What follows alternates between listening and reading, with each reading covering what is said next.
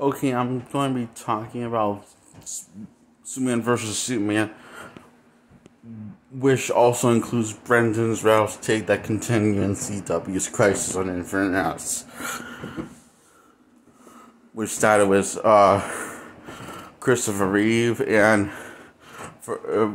which is in the competition, and behind turn number 2 is Tyler's, I think that's his first name, who, well, was a character on the show Teen Wolf, and was one of the main characters, and he took on the role of Superman and Supergirl Season 2, and made his debut appearance, and is going to get his, unfortunately, his sadly, probably shit, the end idea and butt of a joke Superman show. And I got found it's going to be the worst Superman adaptation than I got a feeling it's going to be this bad. If there's anything from what we have seen from his portrayal of Superman, we're in for a deep doo-doo. In deep doo-doo territory.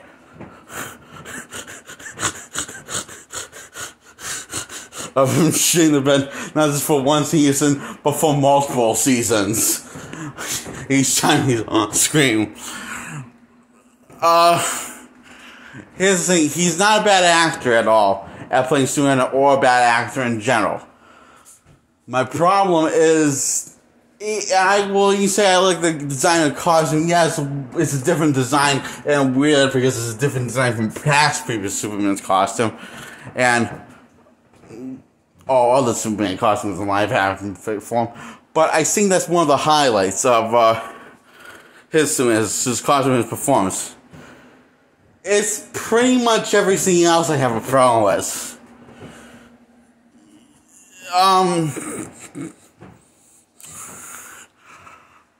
It's like they decide to do everybody's phony fans of idea version of Superman without understanding the complex, or without really diving in or hinting at or capturing the heart and soul or the deep complex storytelling that this character has been capable of since the golden age of comics, way back in 1938.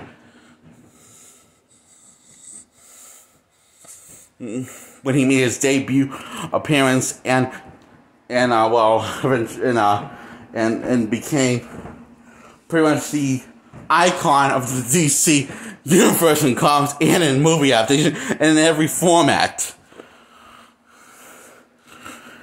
He pretty much represents all the. Who was also the main, not Batman, no, Batman's not the leader of the Justice League, Superman is. For you phonies, all of you phonies out there, that phony fans of Batman and Superman, that want them to be made, but without the complexity and the heart and soul and effort of these stories and complexity and deep layers that these characters are based on. You just want them to be couple of cutouts of their comic book counterparts. That are more watered down and more exaggerated and use them as punchlines. Well, fuck you, cunts. Today we're going to see how much you really know and where you really stand. By me proving you wrong. So, now we got all my anger out. Okay, I'm just going to say that Christopher Reeve Superman is the purest Superman well, what's the name? The guy that was on Teen Wolf, Tyler something. Christopher is the best Superman, and so is Brendan Ralph is the best Superman. Even though they play different characters, they play them in different ways, going all the way back to Superman Returns when Brendan Ralph first donned the cape.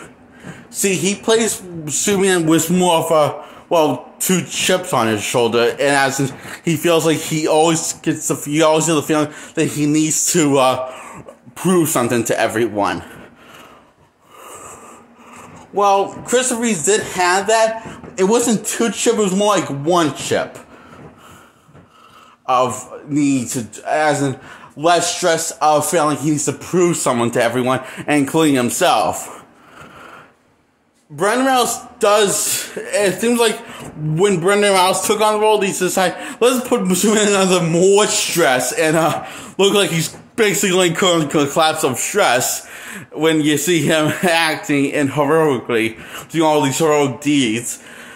And Brendan Rouse is more of the end of Christopher Reeve's run.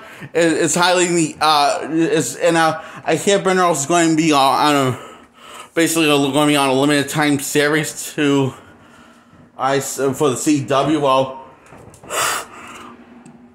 Well, the other one's just going to get regular series that continue for multiple seasons. So what Brendan Rouse and Christopher Reeve did, they basically took the iconic character and did what the comics did. They took him down to our level and destructuring him and as much as possible, and by bringing him back down to our level, we'll keep his sense of moral right and wrong and his good soul.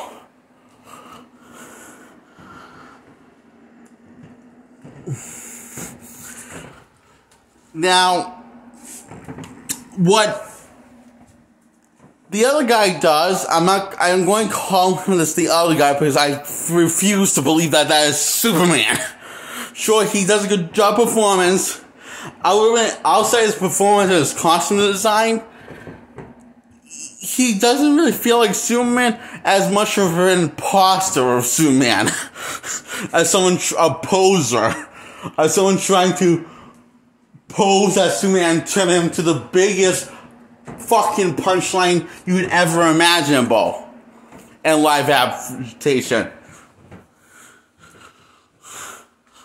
Like, I'm just one of those people, I cannot get behind Justice League 2017, so it's not my favorite DC film. It's like, I give it a 10 out of 10 because I see it as a dumb, silly, popcorn film. Because, yeah, the plot's a little cliche, but it has such fun with it, and it does it in such colorful style. Even though it has some serious flaws that make look a sense. However, I can see, even though I feel like the only reason why people hate Justice League 2017, the Whedon version, which is the Ed Down version of the Whedon version, and besides the Snyder Cut coming out released to HBO Max, going to be a 4-part miniseries, there's also going to be the Whedon Cut coming out. Now, I heard that Whedon Cut is going to come out first, but it looks like that's not going to be the case. Whedon's Cut is going to come out after Zack Snyder's Cut, because I guess Zack Snyder beat him to the punchline, and this is going all the way, that meaning that looked at article that came out in 2017, after Justice League 2017 got released to home video, after coming out in theaters, and being in theaters for such a short period of time. Probably because the advertisement was all over the place. Literally. They had several different trailers that felt like several different movies, and none of them looked like the one you promised. Same goes for Whedon's side and Zack Snyder. So, and now a little bit of Whedon's Justice League. I enjoyed it for what it was. A Frankenstein corporate sellout mess of a film. But fun to watch at the same time, and he kicks so much ass. and I kind of enjoyed the lines that the joint scenes that Henry Cavill was in. I didn't mind them. I felt like when he became that classic Superman, it didn't feel earned. It felt rushed. And that's probably because Henry Cavill's Superman was supposed to be a 5-movie franchise of him developing into the iconic Superman from the comics. Not just giving us the iconic Superman right away, because it just wants to deconstruct the classic hero and bring him down to eye level so you understand all those layers of what make him build him up to the iconic Superman. Sort of like in the 10th season of Smallville run. So basically what Tom Welling did, and also reprised his role on CW's crossover event, Crisis on Infinite, and turns out he's now a family man and gave up his superpower because he wanted to have kids.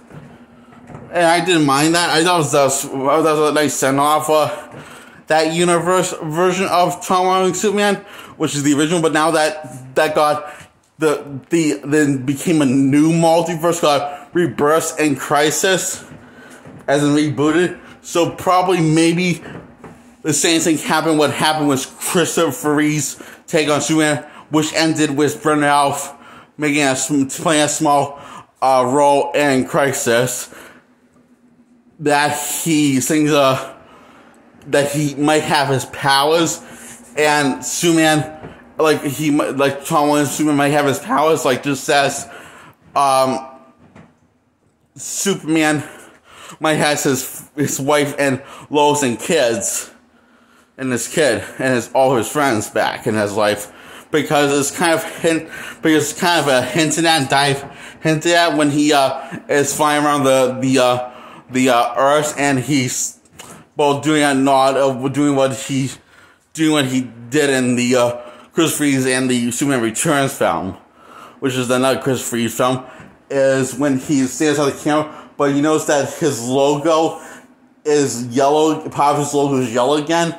The part that's not the S, instead of black. So he's not really Kingdom Come Superman. He's a more classic Superman. And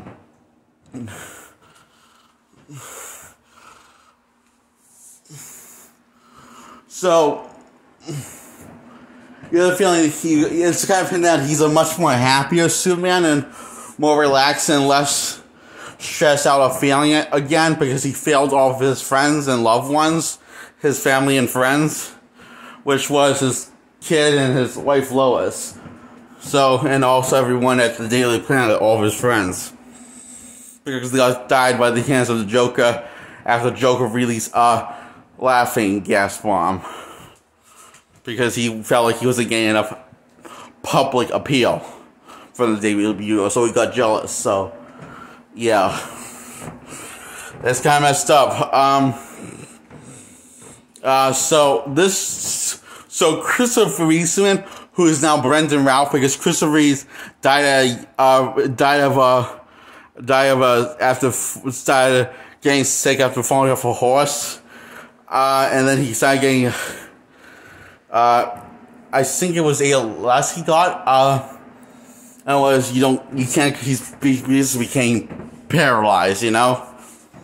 He died I think he died in his 40s or 50s, early 40s or mid 50s, or was it somewhere in the 60s? It was nobody. Anyway, he died he died too young, even though he was kind of getting up there. He wasn't enough. He was, and it's a shame because he really is the. I guess it's a shame because I feel like he, since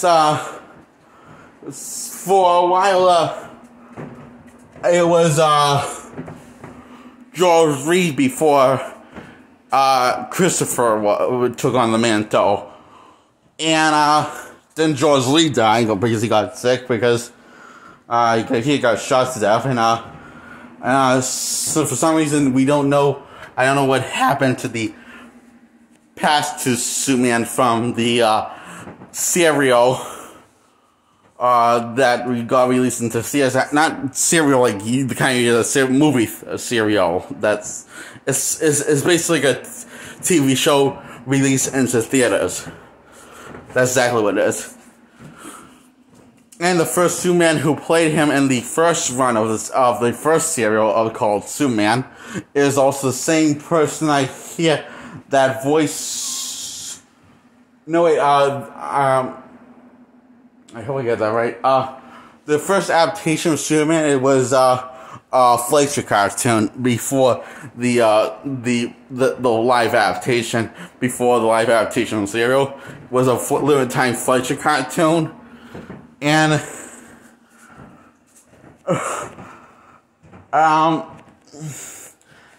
they weren't the greatest adaptation of Superman. I know I'm going to probably upset some people, but when you really look into it, they weren't that complex or deep or humorous.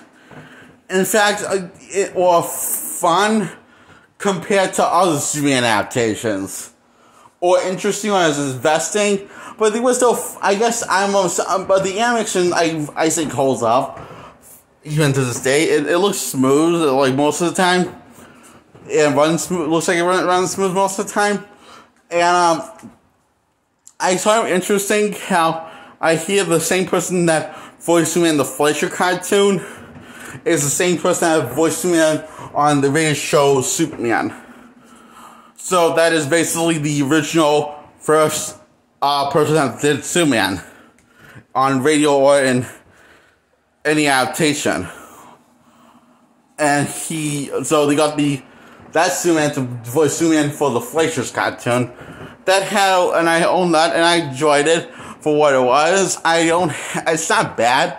It's just, I feel like, okay, I will admit, the once incredible scene came out of the Fleischer cartoon is Superman's ability to fly. Then they decided to make that canon in the comics.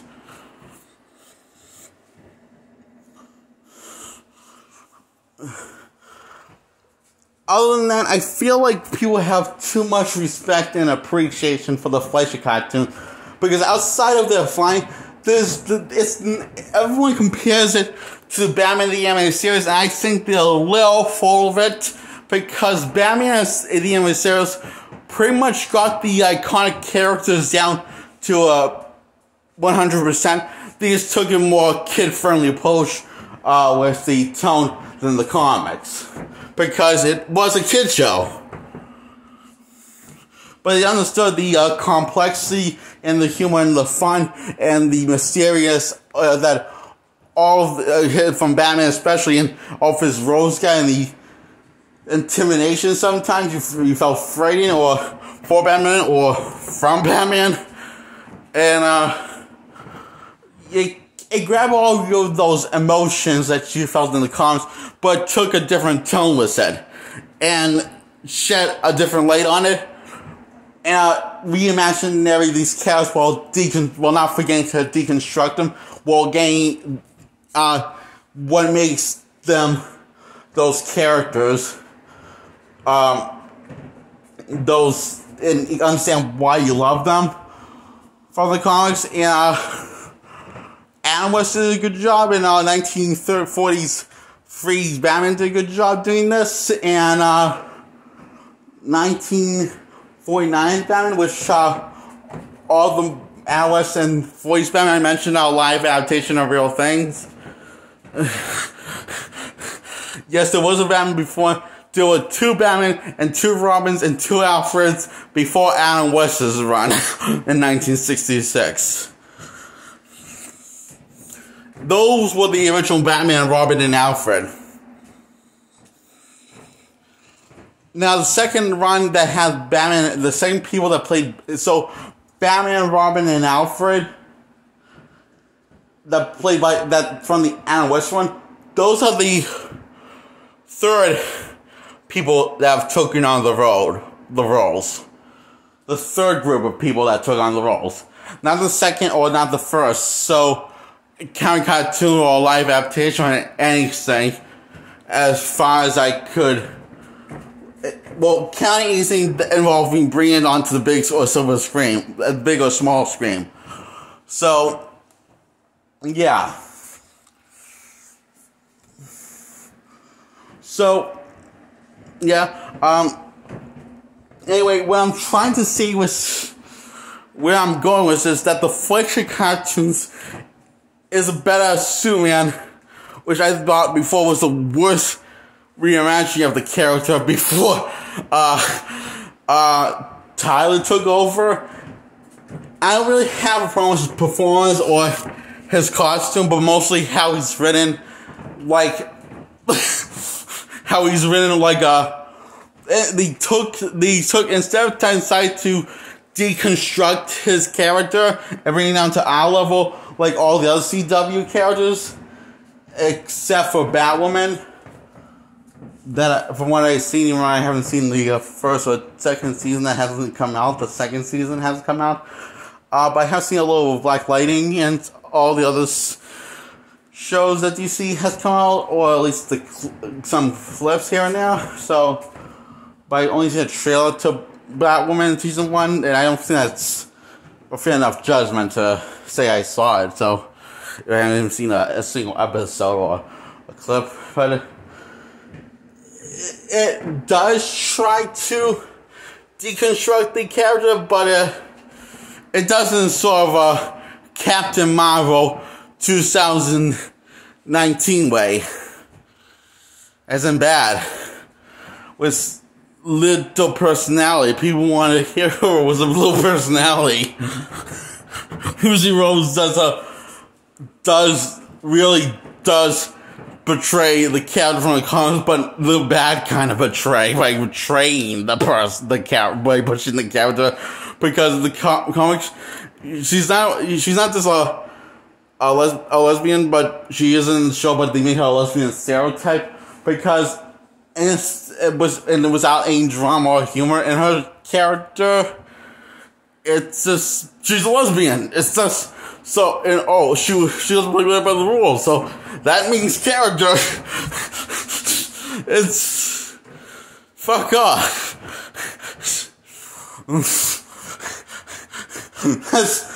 You're not giving me that much to defend here, so I'm going to say, from what I've seen, it looks like shit. It's a new kind of shit, like a new hybrid of shit. That's kind of what I feel like the live adaptation of Brie Larson's Carol Danvers and 2010's Last Airbender and Maguire's first 2 Spider-Man films. And this, Tyler's Superman. And he's going to get his whenever this COVID-19 decides to blow over, he's going to get his standalone Superman series called, get this, you only laugh at this, Superman and Lois. Now, if you don't get that joke, if you don't think that's a little funny, then you obviously never seen the New Adventures of Superman called The New Adventures of Superman, Clark and Lois. Where what that made a very unique Superman is that from beginning to end, it poked fun of the character's weird history, how no one actually, even the glasses that's the person's disguise, even poke his fun, how Lois a total dumbass to not notice it. Because in one of the episodes, the villain, and it's becomes kind of sort of like a meme on YouTube, like that discovered, and it rightfully so. It's a good episode, but also very funny. That scene, because it's actually very. He actually just puts on. He says it's a disguise. It's a trick. Superman and Clark Kent are the same person. Watch, I'll prove it to you. He decides to take component glasses and say, Bioman reporter, Superman.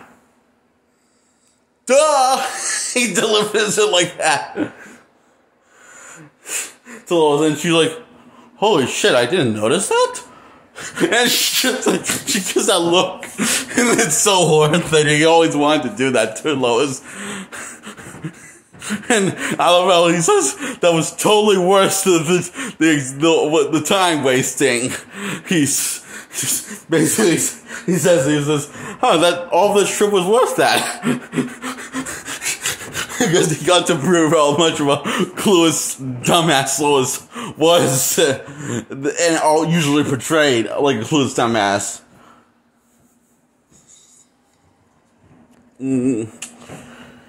And she's not really a clueless dumbass in the comics.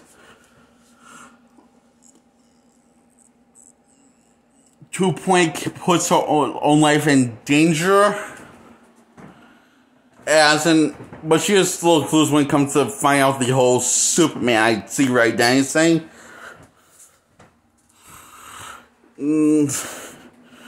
That's the only thing she's clueless and dumbass about, but then again, pretty much everyone who's ever run in contact with Superman or Clark that is not his Earth parents is a clueless dumbass, because they actually know what Clark's I see right now is since issue 1, since he first put on the suit.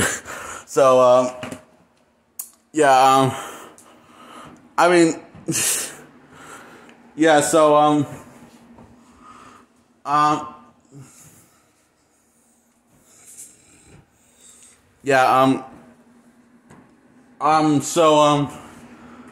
I'm basically saying that,